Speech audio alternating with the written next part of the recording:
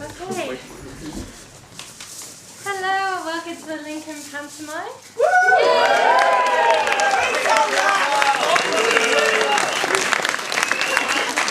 We'd like to begin by just saying, obviously, thank you to you all for coming, and also thank you to the writers. It was first conceived by the Writers' Tea, and then brought into a full fruition by Emma, myself, Rachel Savage, Rachel Bellman, and Lucy Hancock.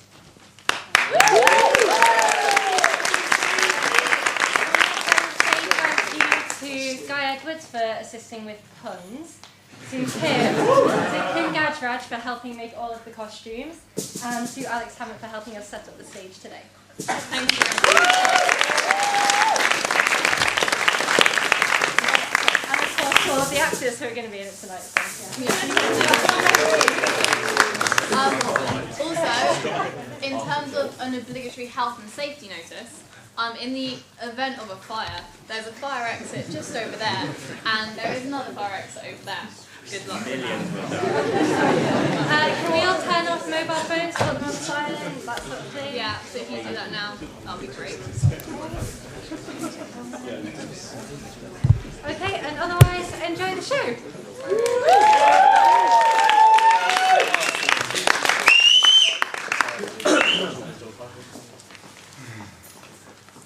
Good evening, my fellow lords, ladies, minstrels, and peasants of Lincoln College, that's you, Matt. And welcome to the telling of the rip-roaring rescue of Lady Lincoln. I, Baron Samuel von Buchthal, descendant of Alpine royalty in fairy tale kingdoms of old, shall be your narrator. An authority on magical matters by the very blood that runs through my veins. However, I, at this moment in time, would rather be elsewhere with this wine that I'm not allowed to open and this cigar that I'm not allowed to smoke. We are, though, not at this moment in time. We are, however, once upon a time, very clever, in the fairy tale land of Lincoln. Now, before I divulge the delightful, dramatic, and frankly often disturbing details of this tale, let me remind you of the conventions which the pantomime genre dictates. In these parts there roams the most villainous of villains, known by the dreadful name of Sinful Simon. They say he dons a black cape, though his feet are bare. They say his skin of stone feels neither cold nor heat. I have no idea who they are, but let us take them at their word, and therefore give Sinful Simon the unholiest of welcomes. In other words, boo him now. Every time he comes on, so you can go off. Another enigma found sporadically wandering the forests, glades, and dells of Lincoln Kingdom is none other than Dastardly DeVere. Who knows whence he comes, and whither he doth go?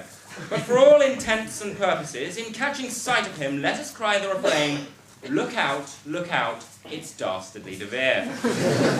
Let's try that now, please. Look out, it's Dastardly DeVere. Right, you've got the entire pantomime to get that right.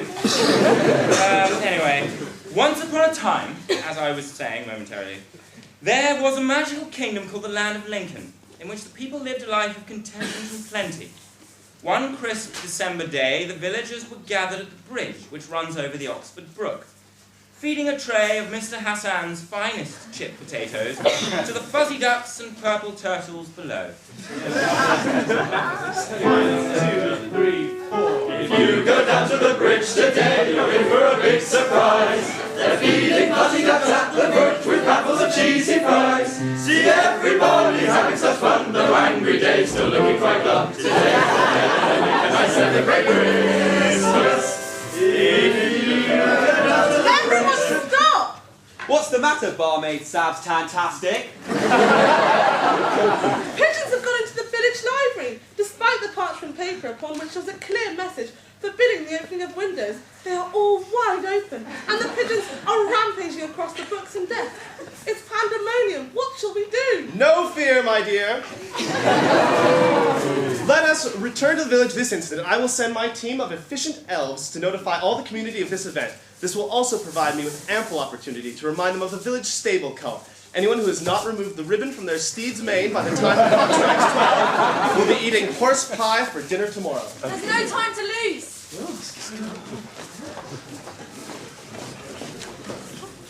Oh, let me go! Help! Help! Alas, my dear Lady Lincoln, your so-called friends have fallen for my pigeon-based trickery and left you with the most villainous of villains, I, Sinful Simon. You have no choice but to join me in my devilish, deep-hauled dungeon of despair. Oh, how sinful of you, Simon. Thank you. Oh, please take me back to the village, Simon. No, I will not give you up and risk banishment from the village for a second time. You must spend the rest of your days with me in darkness and despair, away from all you know. Any attempt your friends make to save you, I will be there every step of their way, sabotaging their no doubt pitiful rescue attempt. Come with me. Boo, no. Right. Oh my god. It really would have helped if you booed. Order! Order! The Council of Fun and Frolics has convened. I would like some order at this meeting. Louise, I believe it is my role to introduce the scene as the esteemed and affably cynical narrator, apparently. All right then, but hurry up, and don't take too much time, and don't use really long words. I will do my best.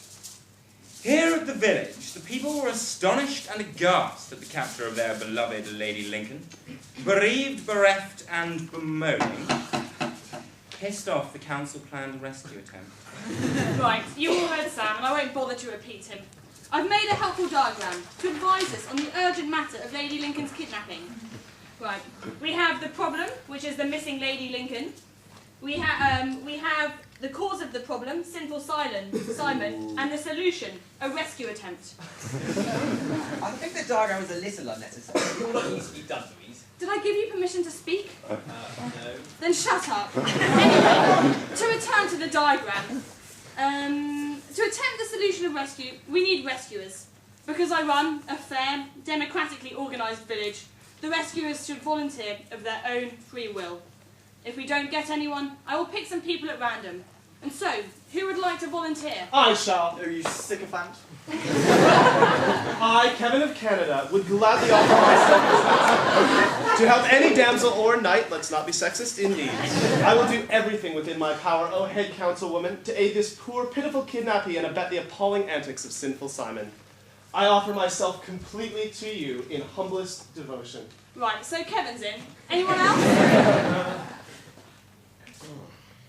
Nick, let it be known that no one volunteers. Nick? Where's Nick? Sorry, I was busy studying at the museum. What were you studying? Advanced anatomy. Louise, let Nick go back to the Moz Hollow. I'm taking minutes for this meeting. You mean you're making notes on it for the Cherwell? No.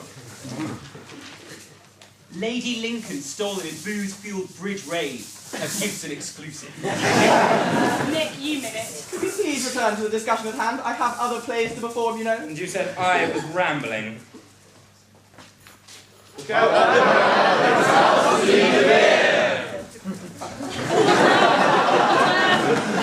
Okay, let me think for a minute. Louise, it says here that Dave Fairburn owes the village 24 hours of community service, drunken disorderly behaviour, and failing to attend anger management classes. Oh well, he also apparently is due an extra 5 hours service for stealing all the sugar supplies from the council. Looks like you're in for it now. Right, Dave, you're volunteering with But I Kevin. bought the damn sugar.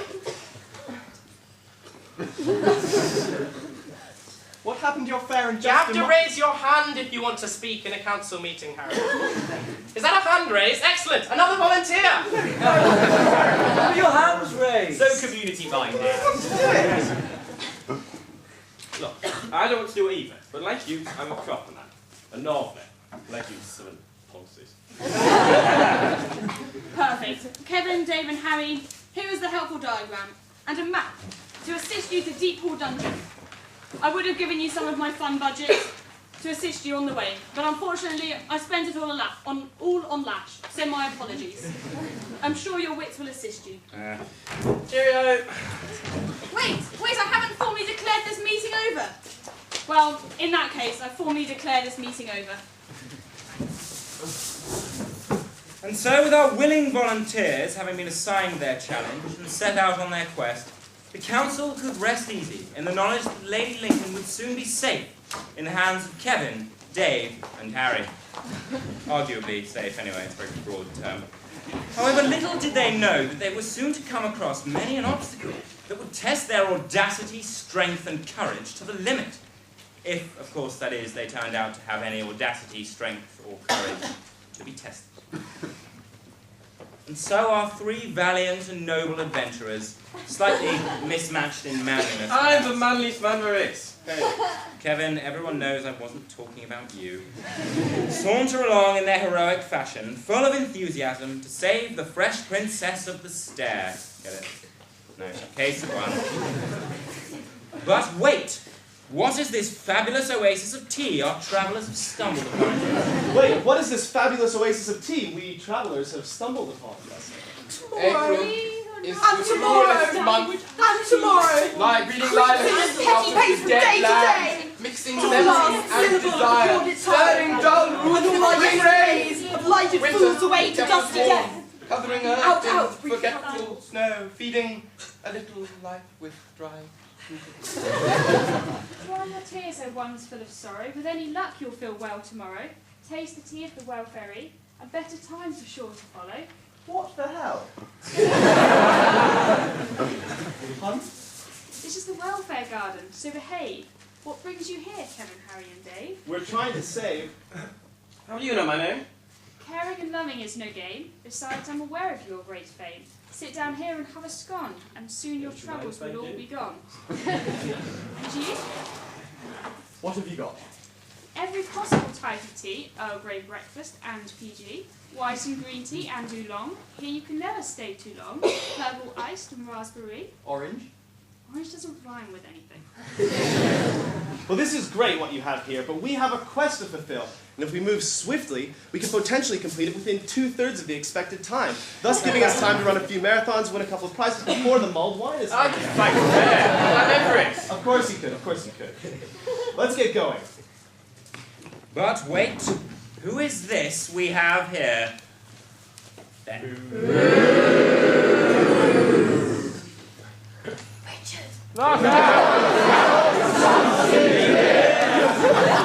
Who is this we have here? It's me, Sinful Simon. Did I just spy you trying to leave these poor, tortured souls all alone? And here you have the poor, fairy. Were you going to leave her all alone with her tea and cake, trying to console these poor little artists? Well, I'm a busy guy. I have a princess to rescue, and marathon to run, and a piano recital to write, and a job interview for Canadian ambassador. You mean to say that your own acts of annoyingly perfect but transparently self-interested heroism are more important than trying to help these poor, tortured souls? Oh, this too sullied flesh would melt. There is only one princess to save, but here there are several poor, tortured souls literally crying out for your help. Well, I suppose it does adhere to the utilitarian principle that I help the multitude. Yes, won't you join us, please? Help us put their minds at ease. All right. It looks as if it's only right to help here, and I could get on with my thesis in bassoon symphony and complete my nearly finished stratagem for world peace at the same time. I hope Dave and Harry will get on all right without my supreme leadership skills. Now that you can give us aid, peace will come to the welfare glade. Marvellous. And so we leave Kevin, tending to the tortured poets of the welfare glade. But how will Dave and Harry fare without him?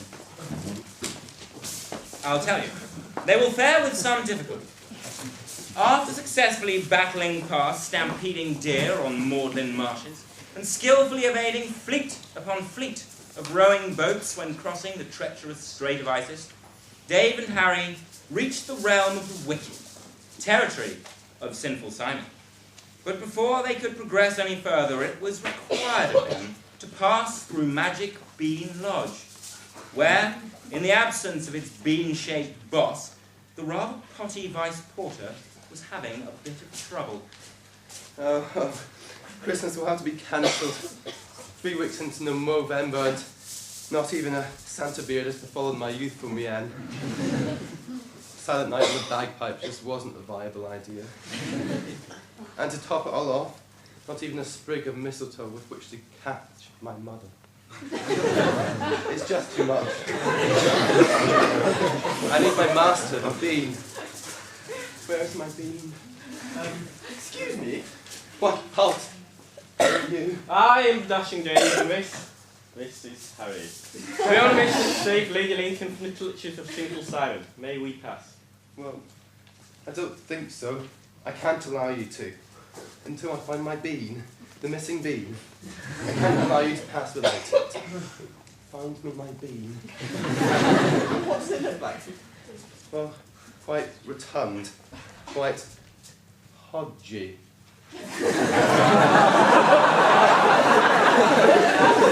That must be there.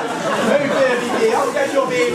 And I'll just wait here. So, yes, Reese really does do a very good job of this cloister. Really quite splendid. Oh, thanks. Ever since I became vice porter, I've been kind of sprucing it up, actually. The old carpenter just wanted me. You know, I've given the place a little paint as well. Yes, it's a magnolia cross against dark background. Very calming.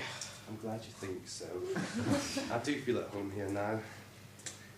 And at the back I've got a cracking notice board with updates of all the latest jousting, tapestry and food potions events. I'll show it to you.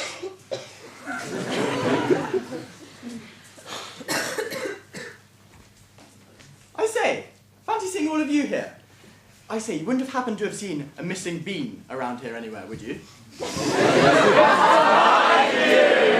me?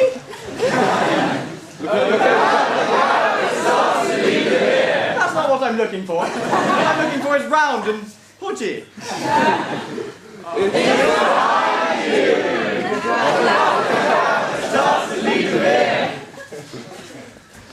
I've genuinely no idea what's going on.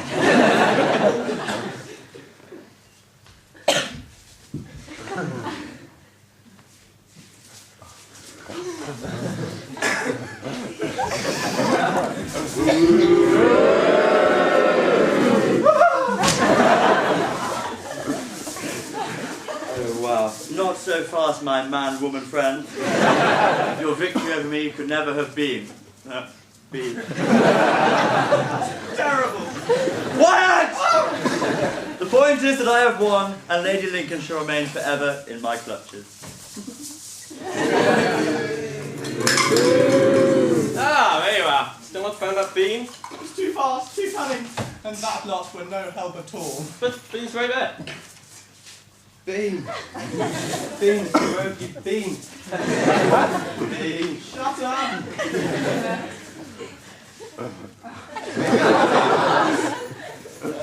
He seems to have his head screwed on. He's got a great taste for interior decoration. Thank you. Are you coming?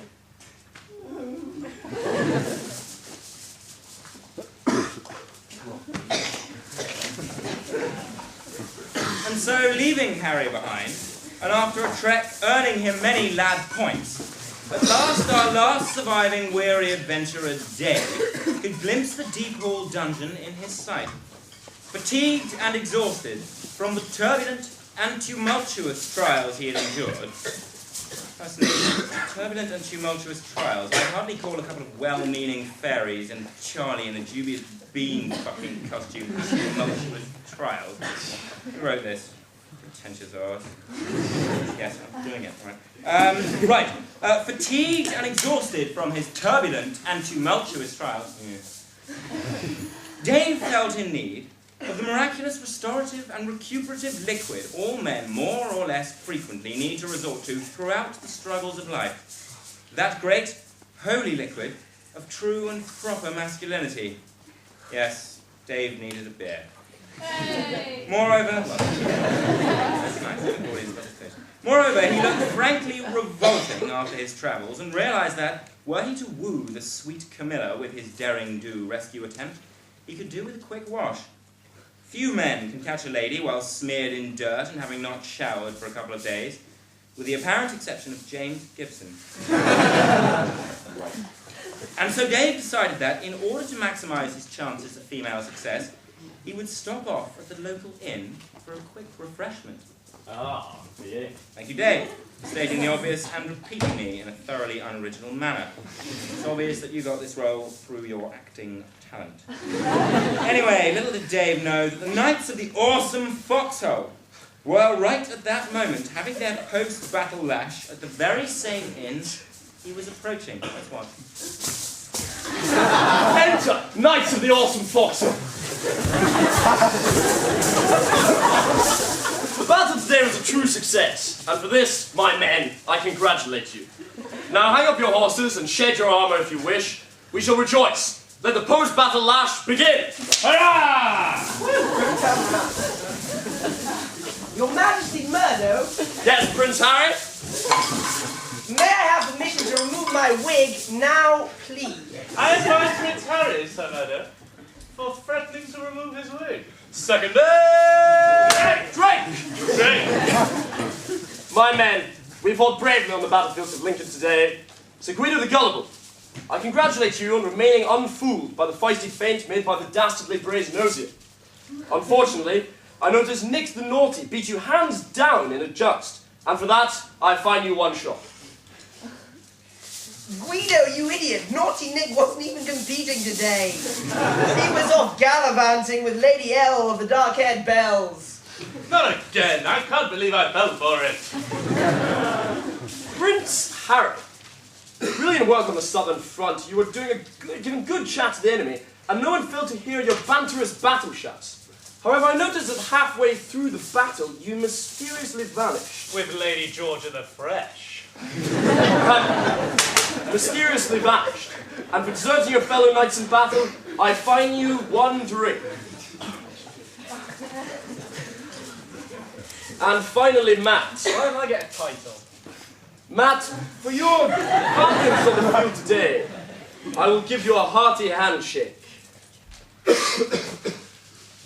And, what is more, title of Matt the Man. That's a crap title. Shoddy armour. But Matt, you have finally become a man. Something you've been seeking ever since you tried to get with Lady Zoe the Fair. Congratulations on your success. And so, into this muddied mess of alcohol and manliness did the unwitting Dave step. He might very well have passed unnoticed by the festive knights if Sinful Simon had not appeared on the scene at that very same moment, looking enigmatic, yet strangely aimless as ever. Your Majesty Murdo, an old friend. Ah, Simon, drink with us. Be merry. I am never merry. To look cheerful would ruin my mystifying and mysterious facade. Even when overjoyed, I must still retain my usual image of seductiveness and sobriety. What a terrible and totally non-artificial curse for you to carry. To the ladies, it is a blessing. But I cannot drink Murdo. For this evening, I am on a mission. A mission? A mission? As in the burrito chain? Yes, a mission. About to enter this inn is an errant knight who deserted the awesome foxhole long, long ago when Russell the Raucous was still king. You and he were muddy, weren't you? A traitor? We must punish him then. Indeed. Knights of the awesome foxhole, gather in. Almost too easy.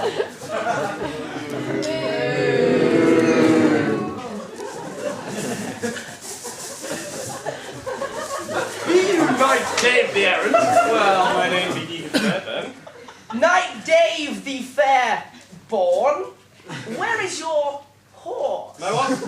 Your horse. No horse. Drink, my man. Drink! Drink. We don't have any horse. Drink! Drink. Drink!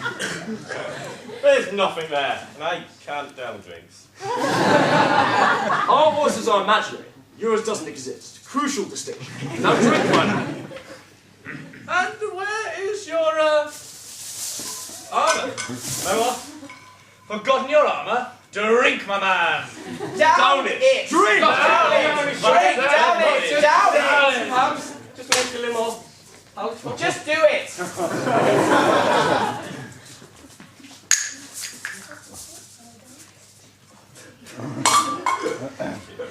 Talking to Gash? Drink, my man! Drink, boy! Drink! Drink! Drink! And finally, for being late, 36 pint fine. Drink!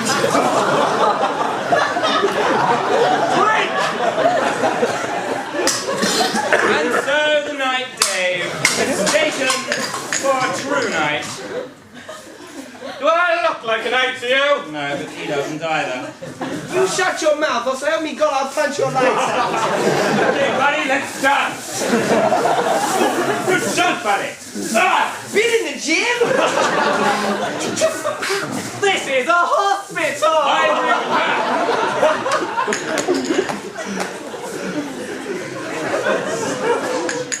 Anyway, ploughed with beer and saturated with mead, Dave soon found himself unable to speak, then unable to stand, and finally, after many a fine and many more fights, he found himself entering that blissful oblivion of sense and comprehension, achieved by many, though sought by few, that drunken stupor induced by many a post-battle lash.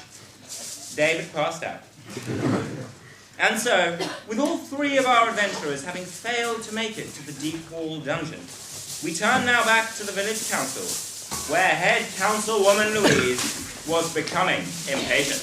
There will be a new man tomorrow. Well done, So, back at the village council of Fun and Frolic, the council of Fun and Frolic has reconvened, and I misread that. What is, I must ask you now, all this obsession with fun and frolics anyway? I find that a solitary swig of the finest wine from my ancestral Austrian cellar offers far more than any village outing to feed the fuzzy ducks at the Oxford Brook. Clearly, I'm a cunt. Anyway. What is with all the long faces? We should be appreciating all the fun that the village has to offer. These are clearly set out at every meeting, so why are you not enjoying yourselves? But Louise, ever since the gallant heroes left us to rescue the fresher princess, there's just no excitement anymore. We can't simply wait for them. There are ancient manuscripts to read, alchemy seminars to attend, and quills to sharpen. And a 6 a.m. start tomorrow to train for the jousting tournament. Well, our errant heroes evidently did not listen to anything I said.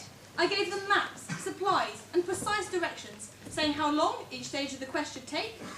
Now they have fallen behind. They are spoiling the village fun for everyone.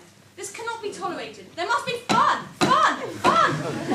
I miss Kevin of Canada and his perfect ways. I never thought I'd miss Dave and his endless angry outbursts. And an inquest is just not the same without that maiden boy Tabor. Tabor. Well, those three are lacking the skills of efficiency, time management, and proper organisation. We cannot let this slacking continue. The quest must be completed, the fresher princess rescued, and the revelry must resume. If one wants to get something done, one must do it oneself. Councilman, heel!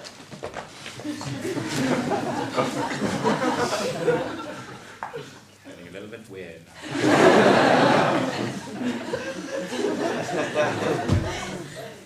Right. Follow me, stay in order, and keep no slobbering.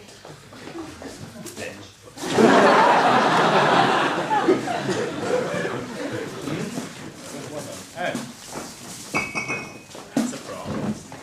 First, Louise arrived at the Welfare Glade, where our valiant Kevin had successfully transformed the tortured poets beyond all recognition. Are you ready, guys? 1, 2, 3. If you're happy and you know it, clap your hands. If you're happy and you know it, clap your hands. If you're happy and you know it, and you really want to show it. If you're happy and you know it, clap your hands. That was just great, guys. Really, really brilliant. Well done. Kevin dear, how do you do it? Take us all just once more through it. We really love our newfound song. Oh look, we've guests. Please sing along. It's simple and ever so easy, and makes you feel cheery and breezy. Hey guys, what's up? Kevin, what are you doing? Well, I thought it would be best to help these poor tortured souls escape the relentless misery and angst that accompanies authorship. You succeeded ever so well. How do you do it, Kevin? Please tell. Time too oft can catch us in its maw, and struggles scarce can ever set us free. For brawl and battles only help us see that we are caged as What duffers is this in nonsense you're spouting, Kevin?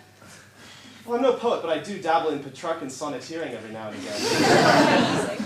We don't have time to go through this. James, leash Kevin out.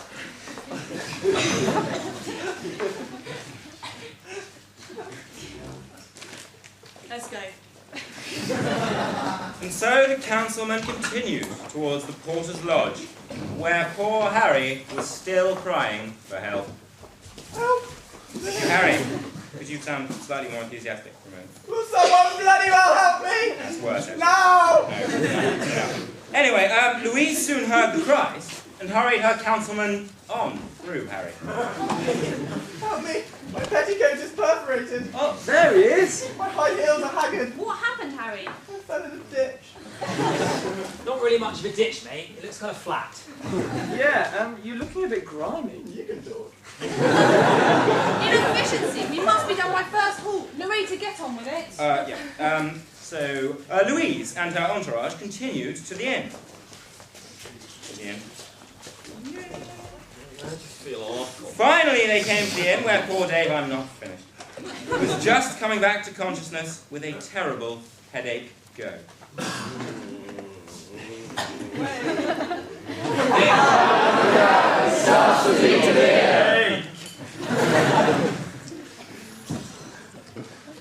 I don't have time with this. Let's get a move on. Narrator? Well, this is getting slightly ridiculous. We're spending less and less time on each scene. We spent 5 minutes retrieving Kevin, and he got to recite his Petrarchan something, and now we've only given Dave 2 lines. We don't even lines, the moons. Like, we're in such a hurry, we've actually left one of the tortured poets on stage. Why did you leave with the rest of the poets? Well, I thought I got quite a good view of the action from up here. I'm functioning as the on-stage audience, observing the audience, observing the play, observing me, observing myself. Because I'm self-representation. It's very meta theatrical, you know. Meta what? Why don't you just get a proper job? This is irrelevant. You there, poet. Do you have a name? No, I'm nameless. Actually, maybe I could be self-naming, fashioning my identity throughout the script. I guess I do have a name. I'm Theodore Herbert. Right. The third. Right, Theodore Herbert the Third. Get off stage now, or keep quiet. Okay, calm down. Now, Sam, get a grip and move us along. Well, what do you want me to do? Cut straight to the final scene where you enter the deep hall dungeon? Sounds excellent. All right, go off stage. Very ponderous. And so, our adventurers arrived at the deep hall dungeon. I'm just repeating myself now. And so, our adventurers have at last reached Sinful Simon's devilish dungeon of despair. Finally, after all that shit with the biscuits, the beans, and the booze, here we are. Actually, Sam, it was entirely down to me, as these guys have been frankly hopeless throughout. One tries to increase efficiency through delegation, but it fails every time. You'd think you could rely on your subordinates to sort things out, but no. If you want things doing properly, you've got to do them yourself. It's okay. It's not, Jack. It's not. Look, are you going to rescue me or not? You don't need rescuing. We'll be having a lovely time down here together. Please help me out, would you? I'm not going to give her up without a duel. Really? Oh, come on, Simon. Volunteers, anyone? Sam! Perfect! You've done nothing but sit there all play and drink anyway. What? No. I'm the narrator. I exist on a plane. I can't actually read the script anymore because I've closed my book, but I definitely can't do this because I'm the narrator. It's very important that I sit here and talk about what you're doing, and I'm not going to get involved in it, so I'm not going to do it. No. No. It's not right. It's a postmodernist production, Sam. Exactly. Come on, Sam. This is fucking ridiculous, man. Come on.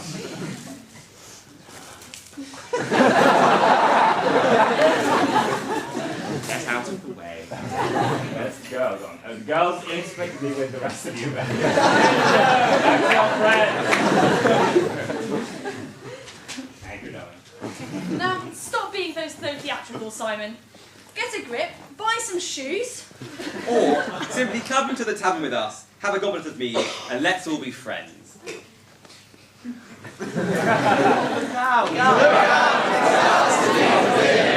Guys, why am I so dust? I'm just looking for Sir Paul, the mediocre mathematician and mitre, to help me out with numerical riddles that she, Louise, has set me in my store to become the village treasurer. Oh, for fuck's sake, Richard, every fucking week.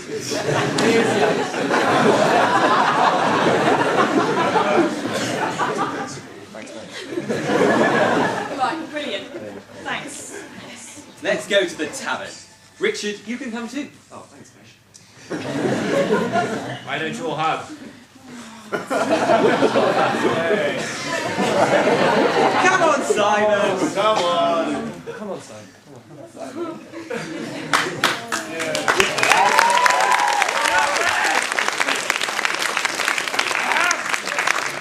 And so, with Lady Lincoln, finally returned, the Council of Fun and Frolics could finally relax with the villagers and enjoy 2 pints of mead for 3 gold sovereigns. The most glorious, magically binding contract ever to have befallen the land of Lincoln. Although Sinful Simon never did don a pair of shoes thereafter, he renounced his villainous ways and spent his days as a peaceful hermit. I've lost my face. Passing the hours perusing tomes in the village library. Richard, wherever he is, was appointed village treasurer, never to wander the forest so aimlessly again. Or not, as a matter of necessity, anyway. The tortured poets continued to clap their hands. The porter lived contentedly with his bean. The knights of the awesome foxhole won every battle they faced, and I went back to doing whatever it is I do. All in all, every lord, lady, minstrel, and peasant of the land of Lincoln lived, it is to be presumed, although it's quite unlikely, happily ever after.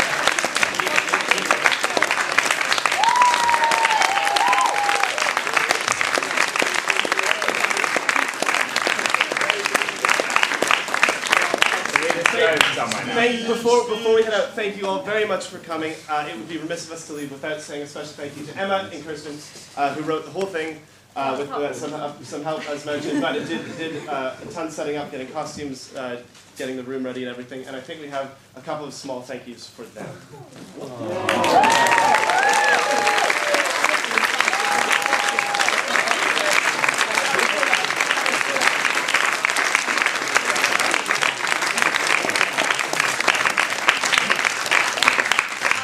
Thank you all so much for coming, and thank you to the actors as well for volunteering, well, dubiously volunteering, being forced into performing. And thank you guys for coming. We hope you had a great time. Merry Christmas! Merry Christmas!